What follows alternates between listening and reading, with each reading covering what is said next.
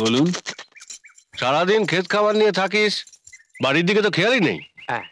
বোনটা বড় হয়েছে, তার বিয়ের কথা কিছু ভাবিস?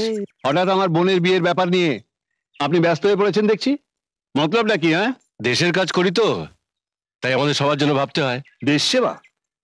দেশ সেবা মানে তো মানুষের রক্ত চুষে খাওয়া।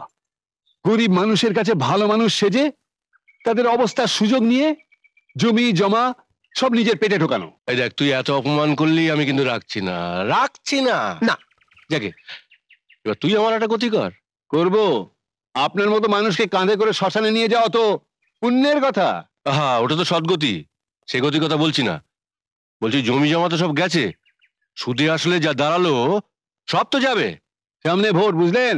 সুদের কারবার ফাঁস করে দেব। বেশি তাগাদা করবেন না।